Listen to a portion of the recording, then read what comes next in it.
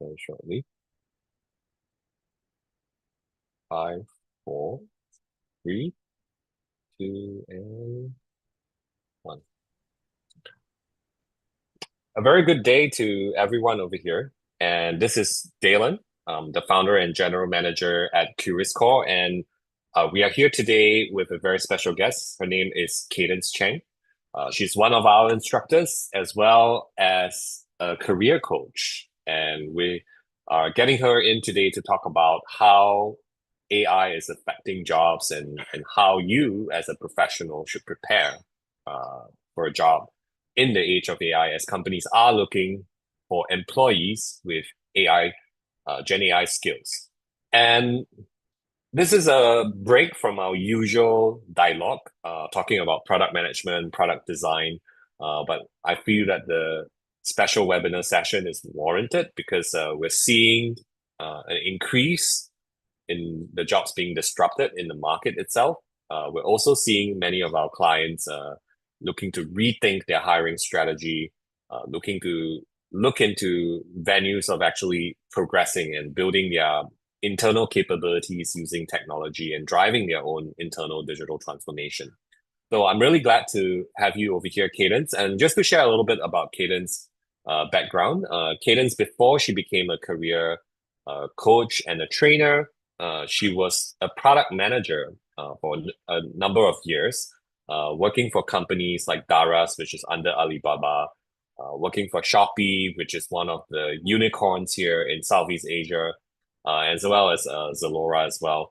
And we've both been in the e-commerce sector, so we understand how intense that could be. She has now left that past life, but she continues to contribute her experience to our corporate clients as well as the students that she's working through at Curious Core. So, Cadence, welcome to the show. How's it going?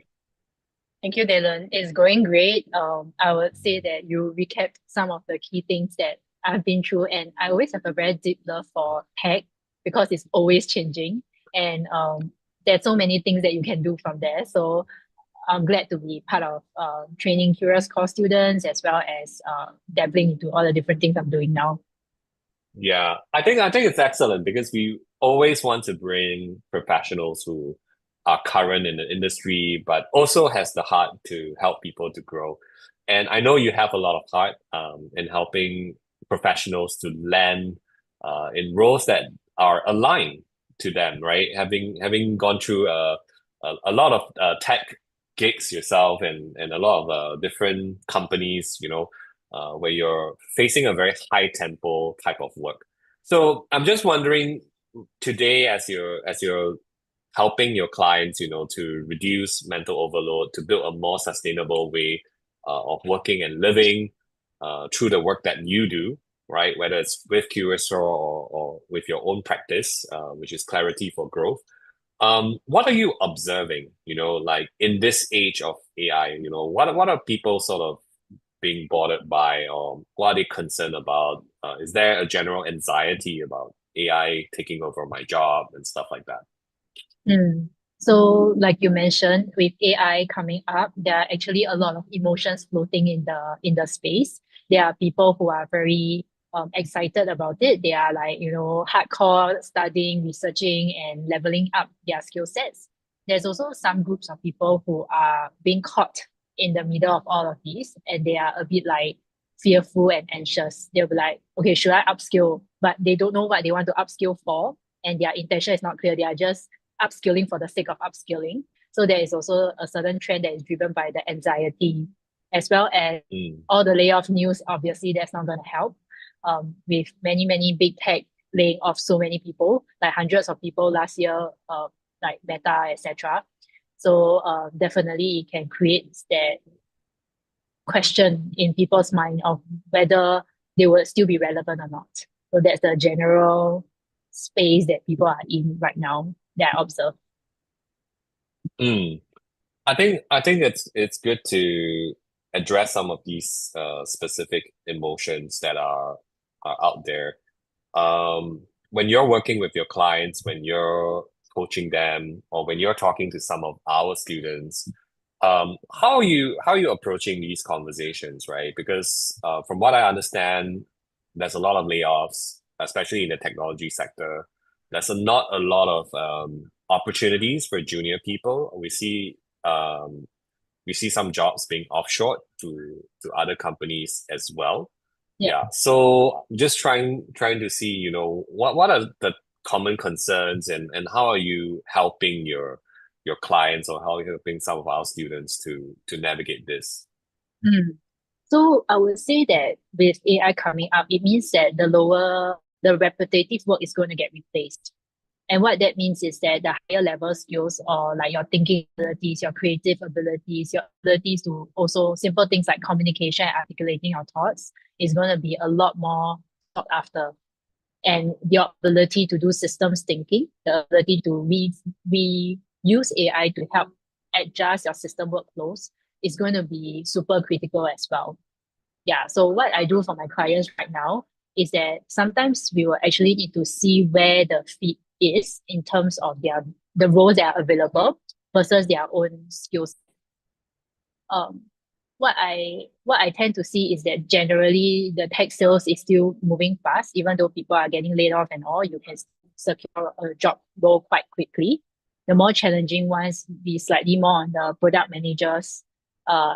product manager side and the UX side and the marketing side, because you start to see that product marketing, UX and project are sort of becoming one role as as you go around seeing that. So that's what I'm observing, and more of like how can one position themselves such that they can fit what the company is looking for. And the company usually is looking for a certain context where either they are fast scaling or they expect someone with experience to lead a team, or the capability of what skill sets you already have. So those are the two things that I would say is that. Yeah. And as a tech professional yourself, right, in the past, how are you, what is your advice to someone, right, who, let's say, got laid off recently, or is still struggling to land a role in tech itself? Yeah, I wonder if you have a similar experience in the past, right? Especially maybe during COVID, or downtimes during the tech industry. Hmm. So I would say that in terms of still looking for a role in tech, um, the important thing is to really see what is the type of person you are versus the roles that you are going for. So, for example, I see myself more as a connector. So naturally, the roles that I look for is going to be a lot more about bridging from, like, say like the designers to the engineers, etc. Which is why I was a product manager, and that allowed me to be in a good space to move. But if someone's interest is a lot less about talking to people, but more of like building and hardcore skilling in that area, or hardcore trying and get fulfillment from that, then that is something that one might want to look at in terms of like, is that is there a misfit in terms of their inclination versus the role? Generally speaking, I've heard many good things from I have a few friends who actually went to Curious Course UX conversion program, and they actually got roles there and they are super happy. So that was something that I was very impressed by as well. Yeah, thank you for sharing. But I'll also be very honest, the good times of UX is probably not a good time right now. As many companies are actively looking to hire in other countries, as well as are not hiring junior roles, or being open to mid-career transitioners as openly as before. But I'm glad that we are still able to help our students to land a tech related role, and to help them grow into the career that they want to take on. Um, how do you think someone should think about all of these, right? Knowing that AI is going to become increasingly important, just like learning how to use a computer. But there is also so much noise, and people are saying, "Hey, go and learn this, go and learn this, go and learn that." What would be your advice as a career coach? to strategize an approach, to be more deliberate about preparing oneself to have their next career. Yeah. Mm. I would say there are two buckets I will split it into. So there's of course the technical side. So people who are crazy about data, who wants to learn how to the backs and forth of building a system and models and what's not. Then there is definitely a technical route for them, and they can go deeper into that. On a day-to-day user, since like you mentioned, right, AI is going to be like a computer. Eventually, everyone is just going to key into a chatbot. I mean, and find their answer. So then there is another the non-technical side where you are interested in application. And of course, at application level, yeah, there can be many different layers also. So the application layer, you could be just, from a personal level, you just draft your emails, do your contents. Then after that, there is at the function level, where let's say you can do ads that is auto-generated and optimized by AI, for example. And then after that, the third level is that at a cross-functional level, can you create an AI system automation that actually go across different departments? Yeah. So then these layers in itself depends on your ability to be able to see and participate in that. And I would say that everyone will need to know AI. It's just at what level do they need to do it at? And every company's expectation moving forward would be that you have some sort of ability to improve the workflow with whatever systems that is there, whether AI or not. Yeah. So Mm. that you still need to be able to see what is the type of work and dynamic that you want to work at. Is it at a cross-functional level? Is it within a certain function? And you can be super good at using AI to code or making sure that the system does not break because the AI is just a certain code, right? So then it really depends on the way that where you want to participate at. You're muted. Sorry. So, so I understand you've been through actually some of our Gen AI courses yourself as an instructor, and you do vibe code and do build your own applications. Um, do you think this is like an essential skill that you know people should acquire? And if it is, where would they fit based on the model that you just shared? Yeah. Hmm. I would say that the first thing first, right? Learning this would actually reduce a lot of anxiety and fear that you have towards AI. Like you feel like, oh, this is so complicated. I don't know how to do any of this. But in actual fact, having a working model to allow you to see that you can actually build something. Also, I had a friend who actually went to the recent AI module, and she was so pleased that she was able to automate one of her process. And that gave her a lot of confidence to say that, oh, I want to now, further deepen that. So at the confidence level, at the making yourself more at peace level, I think this is useful. On another level, I would say it is essential when you are looking at really like wanting to show up as a professional who knows AI. Yeah, which is important moving forward. And being a professional who knows AI, right, and being able to build certain things and knowing the thinking behind it, it will actually allow you to move a lot faster or show up a lot as a valuable member in the team. Yeah. So if you're able Yeah. to even think through that whole process of knowing that this is what happens, then everyone will be more integrated and actually the teams may get smaller. But anyway, at least you are the one controlling the automation versus that you're being automated out of the system, right? So Mm, yeah. yeah.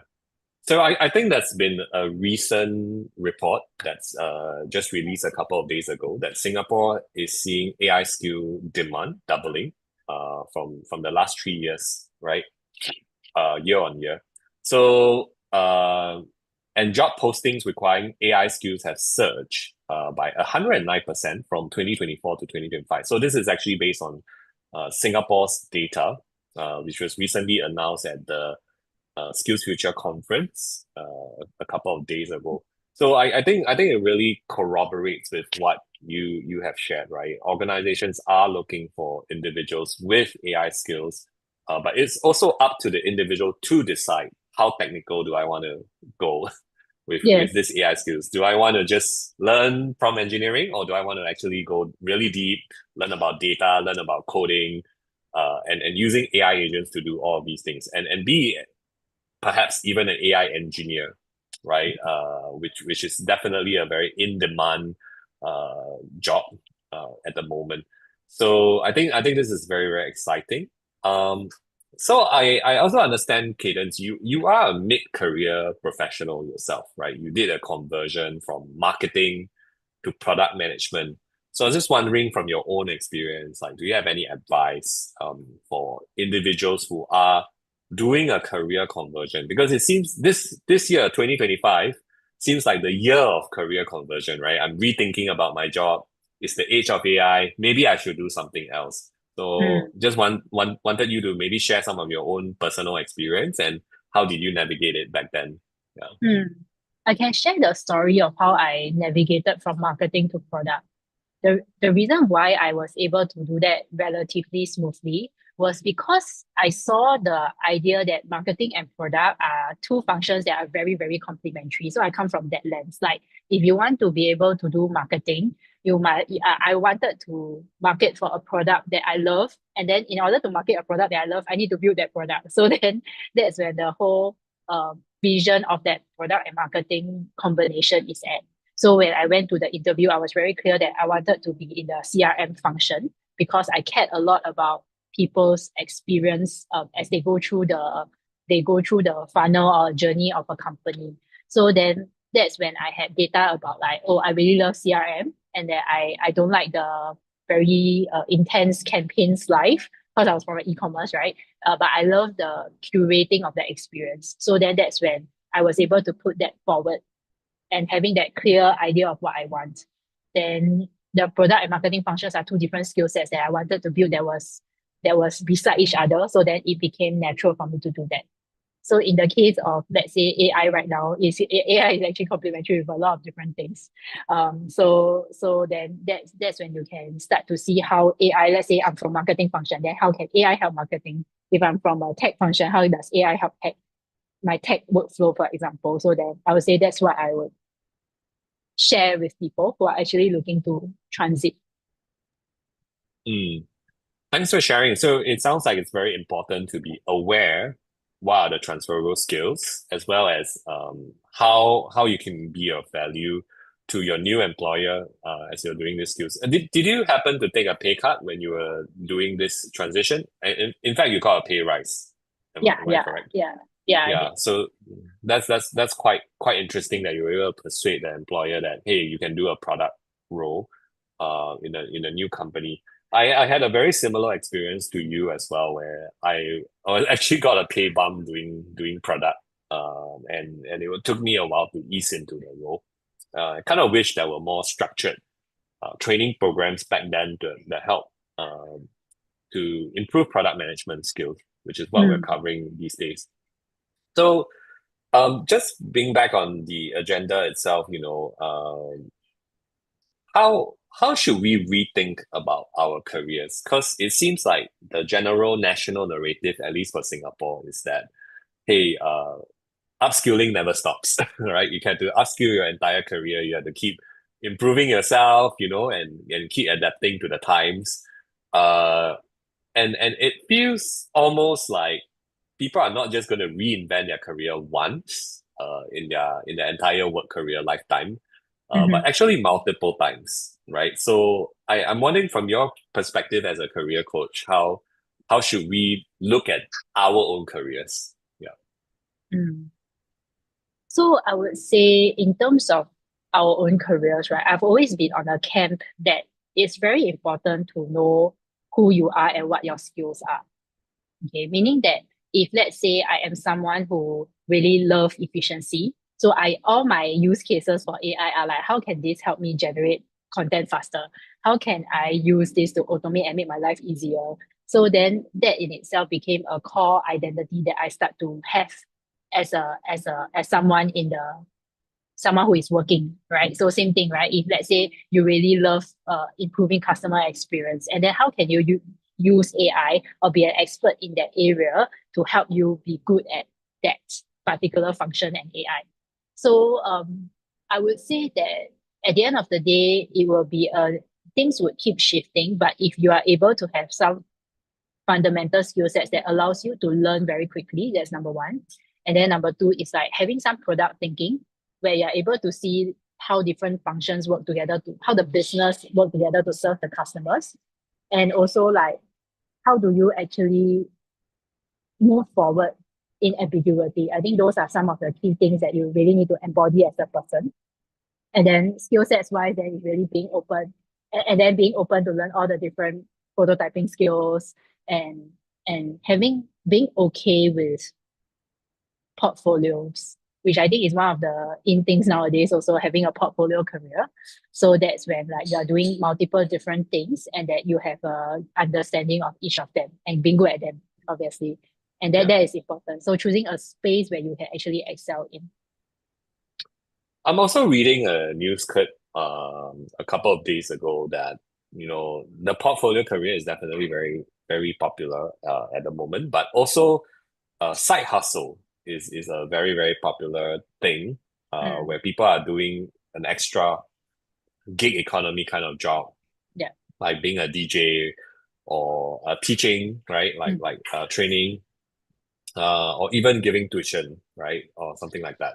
yeah. So I'm just wondering from your own experience how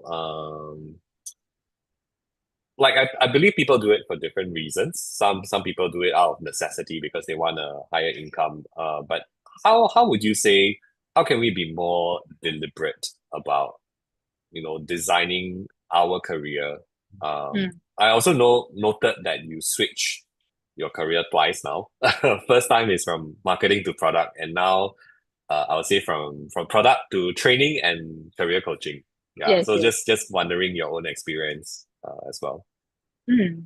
So in terms of side hustle, my personal advice or recommendation is that choose something that you can stick to for the long term. So for me, I did my coaching since 2018 at the site on top of my full-time career as a product manager. So then that in itself is like 7 years of accumulation of experience of honing my skill set before I can say that, okay, I'm going to do this full time and see what happens, right? So then choose something that you really want to devote your time and energy to because you already have your full-time job. You're very tired by the end of the day when you get home or the weekends. You want to really spend something that really excites you. I have known of people who did his side hustle. He's super amazing. He before the Figma AI became very popular, he actually did a plugin that integrates AI prompting into the wireframing. So then he did. I was so impressed with what he did, and that was an effort of every week he go and came at McDonald's to go and write the code for it with his friend, right? So then that in itself is really like what is something that you're willing to devote to that is going to be useful to you in time to come. Like you can see yourself doing it for a longer term. So let's kind of expand this on the key concept of portfolio career, right? So first of all, maybe you can share what is a portfolio career, but I think it's also kind of somewhat related to what we are talking about just now, right? Like building Mm, a portfolio for yourself that future proofs your career. Yeah, so mm, maybe you can start with a definition explanation. mm. So a portfolio career involves like managing multiple income streams. So you can have a freelancing, you can have consulting, you can have part-time roles, or you can have board positions. So you are doing all of this simultaneously rather than relying on one full-time job. So that is the idea of a portfolio career, which is something that I am exploring at the moment as well. It does increase your flexibility, autonomy, and stuff like that, but you definitely need to accumulate a certain level of skills before you are able to jump into this. Yeah. So those who have had maybe like you're the uh director of product, director of like tech, CTO, etc., then you can have that base to work from, for example. Yeah. Thanks for sharing the definition. I think it's kind of somewhat related to what we are talking about because as you were mentioning, if we are to be deliberate about our side hustles and if we are to be also conscious about how we pivot our careers or to switch our careers, then we have to accept that perhaps it is also a good diversification type of strategy uh, to number one, build case studies, build a portfolio of projects and work that we have done Mm, throughout our career, right? That are somewhat complementary and interrelated, right? But it's maybe not the main thing, right? So we're diversifying and we're hedging our risks in this case. But number two, also being willing to accept that at some point in our career that we may perhaps end up a little bit like you right now, right? Where we're actually, instead of using one income source to generate income, where we have a stable job, right, so to Mm, speak, but we're actually having different gigs together mm, to sort of like help us with our livelihood, right? And actually, we're building in some way. We're actually strengthening the portfolio. So yeah, I'm just wondering, is this something that you're also seeing your clients adopt, and especially right now with the economy not being at its best, right? There's a lot mm, of layoffs, the macroeconomics, people are not spending as much as they used to. Yeah, mm. just wondering what are your observations? So generally, my clients would find a full-time job first, right? So the full-time job Mm, in itself secures the base. The Maslow hierarchy of needs is the bottom of the pyramid, and then they make sure that is handled. So if that is not handled, you will not have time to go and want to do a side hustle. You want to go and learn a new skill. You don't have the capacity and space to do it. So securing that base is very, very, very important. Unless you are like some who are super crazy hungry and you're like, I'm gonna make this work, then yeah, sure. But not everyone is like that. So I would say that I would say that that in itself comes with having a foundation to work from. And some people will actually do something different to complement what they cannot find at work. So for example, let's say their work mm, is very mundane. So like it's like the same old thing. They're so super familiar with it and it gives them a cushy income. Okay. And that's something important for them. They have children, they have family to feed. Important. So then on the side, maybe they'll be like, okay, let me go and explore this teaching thing because that gives them a sense of fulfillment, for example. So then there are different people having different combinations to fulfill different needs that they want. Yeah. And of course, there are some other people who are a little bit more practical and is very essential is that, let's say in my job right now, there's nothing to do with AI, but AI is an important skill. If not, I'll get replaced by an AI coach in the future, right? So I still need to know what is happening in the AI industry. And that is something that from the practical lens, I need to handle. Yeah. mm. Like knowing the growth, knowing what's happening, etc. Yeah. And thank you for sharing some of these pointers that you have. And I noticed that you are actually mentioning for maybe the third or fourth time about alignment, right? Especially internal alignment. So I'm just wondering, since you are a certified coach, right, under ICF, International Coaching Federation, I'm just wondering what are some powerful questions that maybe for our audience members, maybe one or two powerful questions that people should be asking to have alignment and fulfillment in what they are doing at work. Mm. I think one question would be, what is something that makes you come alive? That's the Mm, first question. mm. Yeah, I mean, you want to do something that excites you and then you want to wake up for, and then you're like, okay, I'm willing to go for work another day just to do this, for example. So it's And very, if, very reflective. You have to really think back what makes you come alive. yeah, you can just, some people are more feeling people, you can feel the answer as well. You will not love Mm, 100% of your job. I mean, that's why mm, some people go out and venture on their own because they can build that 100% that they love, but it's still not 100% that they love, right? I mean, you are doing that as a business owner, but there's still the parts that you do not love. mm. Yeah, Certainly. yeah. So And that's the and one majority of it. so knowing let's say I know the answer to that Mm-hmm. question, right? Let's Yes. say I say, hey, I think I went through a very similar process myself because I was like, hey, teaching makes me come alive. Mm. Right? Yeah. So I got to that answer. What's another question that I should be asking to maybe help me to take action, right? Or help me to discover or go in the right direction, whether it's like signing up for a course, whether it's, going out there and talking to the right people. Yeah. What might be another question? Let's say I Mm. know the answer to that. The shortened, condensed question is, what is it that you need to handle in order for this dream or position to come true? Mm. Wow, I love that. That is a powerful question. Wow. Yeah, there's a lot packed What do into I that need to question. handle? Yeah. There's so much in the question, right?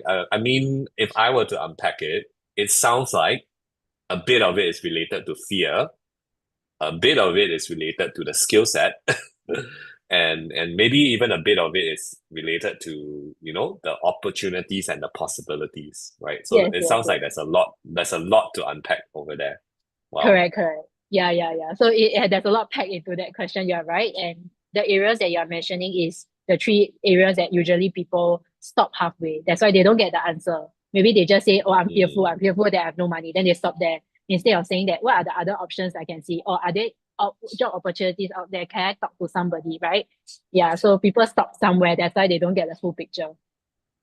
yeah. So I think there's a lot of deer in the headlight kind of syndrome where it's like because of fearfulness or because of certain um mental blocks or Mm. even actual blocks, right? Maybe not having the support of a family Yes. member to Mm. pursue these, then it becomes a non-action, right? So rather than actually doing it right now, it becomes delayed or it becomes like put off to the future.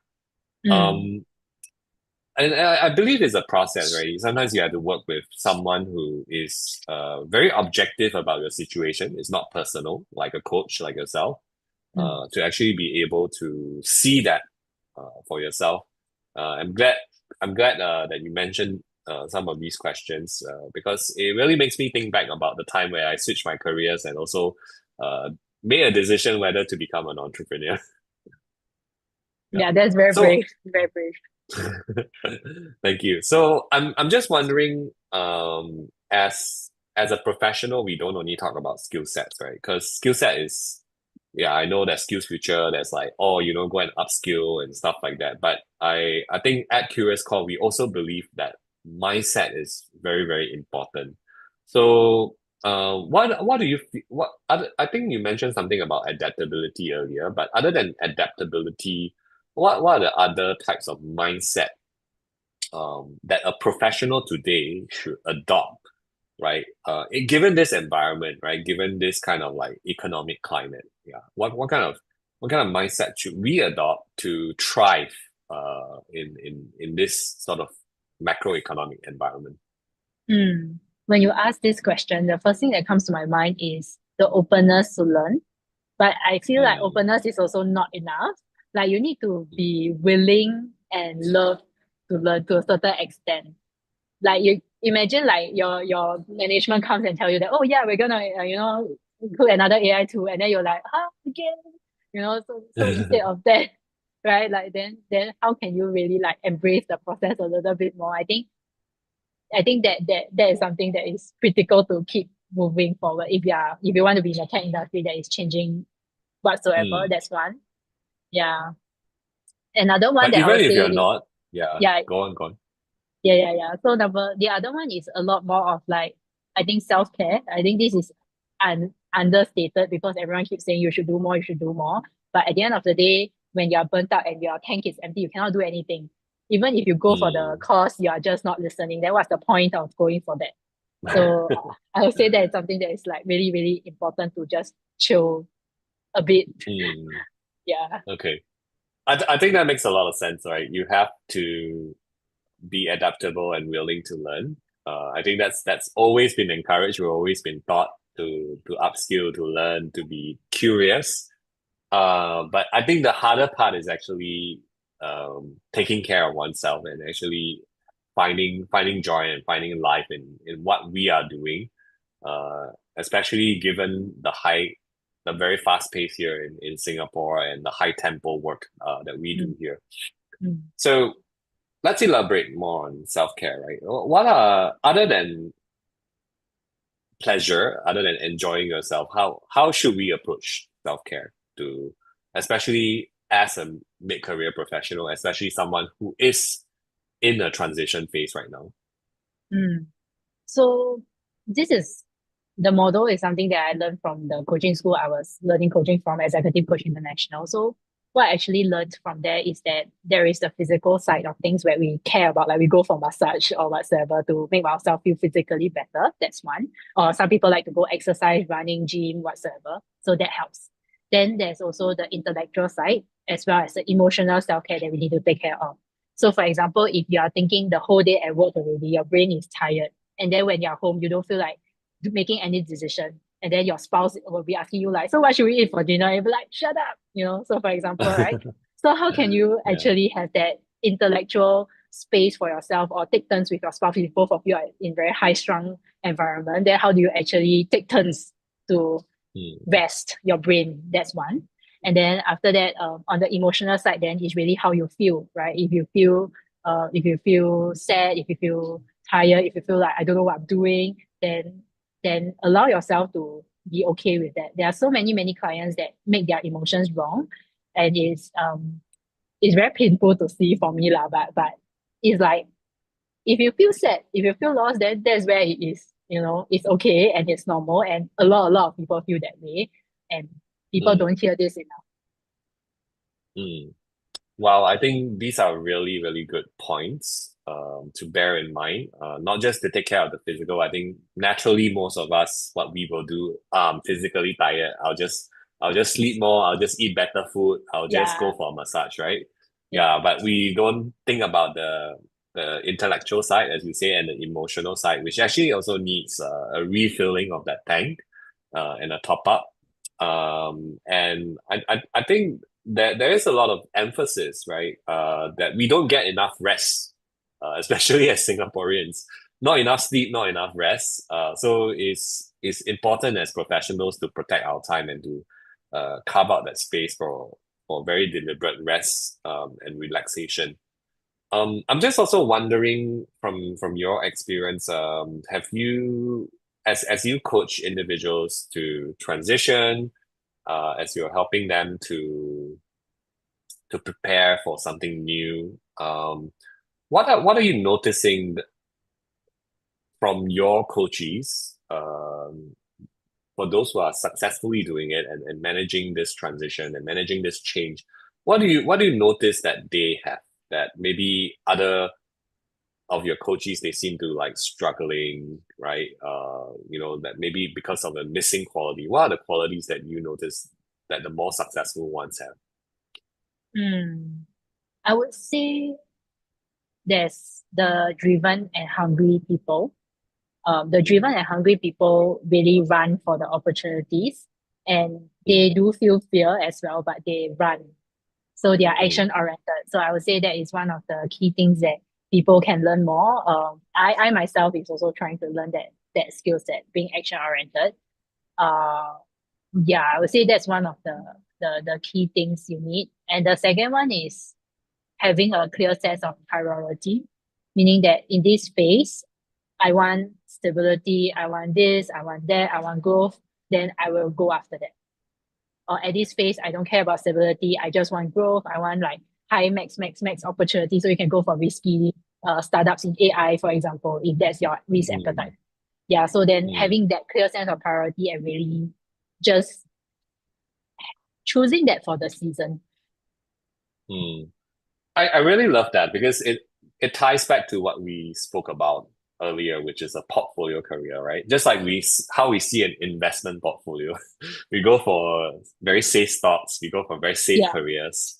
But there is also a season where we should go for more risky type of careers, like or even as the Singapore government is encouraging to work overseas to actually try and do things that are quite out of our comfort zones, right? And sometimes because of the action of doing that and taking that risk in a very deliberate manner, it actually unlocks even more opportunities for us and our own respective careers. So love that approach about thinking it as literally a portfolio, where our investment is actually our time in this case, and also how we choose to invest our resources. So when it comes to you know preparing preparing someone for a new career, and just being able to help them to navigate their own careers. Maybe they are looking for a new job in a totally new field. Maybe they are actually looking for this a similar job in the existing field. I'm just wondering, do you have any advice to people like how they should really read a job description and be very realistic about their probability of success in applying to this role? Because I think what I see as an employer is that people sometimes Mm, just blindly apply to roles and then they think they are a fit, but they're actually not a fit, right? mm. So it becomes quite problematic for me as an employer to filter out these candidates. But I'm just wondering from your perspective as a career coach, how should people read the JD and really understand fit? Yeah. Actually, I kind of feel that this problem does not exist because the JD and people don't see that it's not a fit for them, but they just wanted to try. So that's that part of the problem. But of course, on the other hand, when do you actually put in the extra effort to customize your resume and your cover letter for a certain role, right? Then that's when you have to really identify that fit in itself. Of course, one of the ways you need to consider is more of like in terms of the stage of the company. So if let's say they are like Notion recently opened in Singapore, right, and they are hiring for sales roles, for example, then in that opportunity in that particular case, they are a well-known enough company with a goal to scale fast. That means this first batch of people need to be experienced, need to be driven. If you do not really have those sales experience and in the soft skill sides, you're not that driven and hungry to grow this, then you're probably not a good fit. So that's one of the way to see where the stage of a company is. Versus like if let's say it is in a mature company and then they are starting a new arm, like an innovation arm, for example, then they need people who are different also. So then that's one of the way you can consider where the company stage is.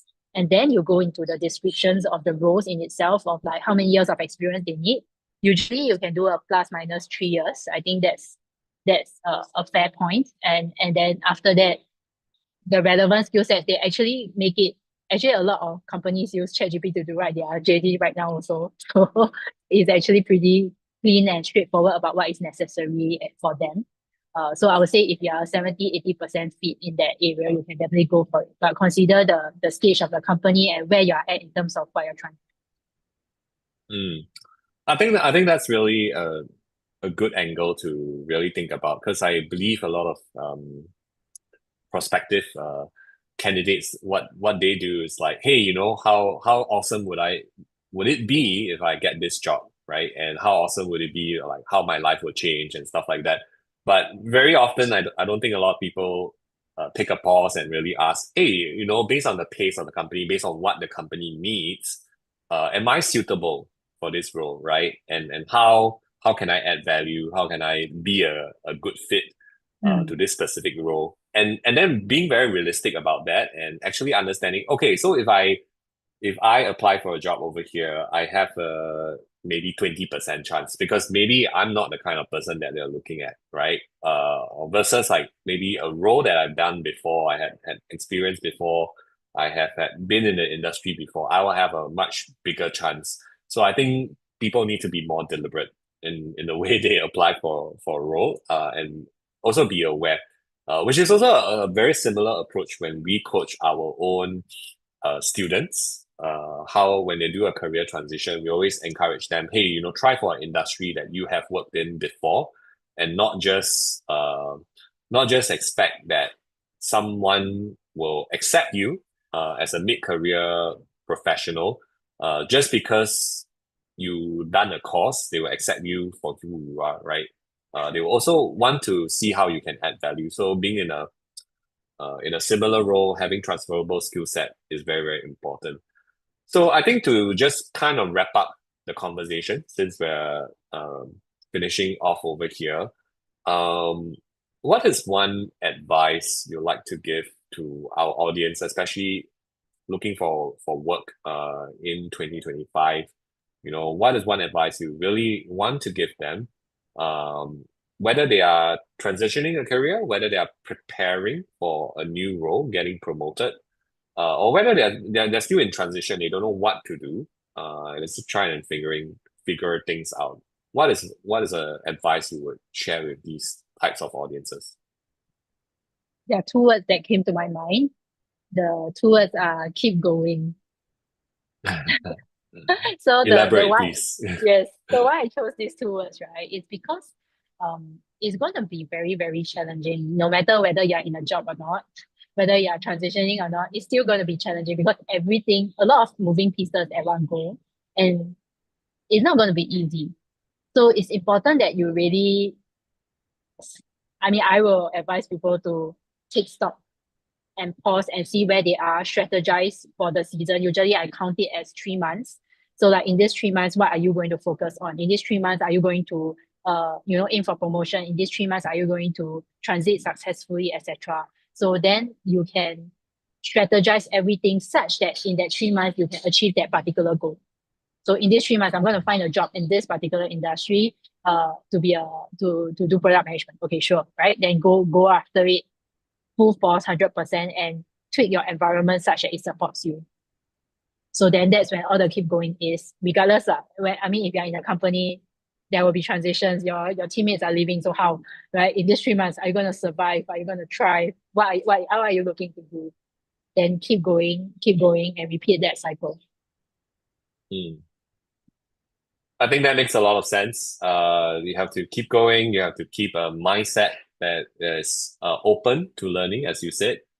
And you have to also continue to reskill and upskill yourself in this season, while not ignoring rest, right? And self-care as you explained throughout the conversation itself. So I believe that these are the strategies that one has to adopt to actually build a fulfilling and a successful career in this day and age, especially when there's so many moving parts, as you said, and so many things that are changing.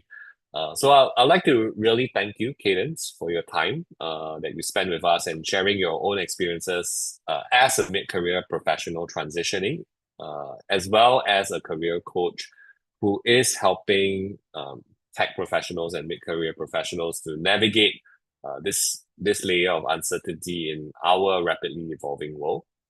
And I think as someone who is also constantly learning new AI skills and being job ready, Cadence is someone who is very curious and does put out her work and her portfolio and shares it quite openly on LinkedIn.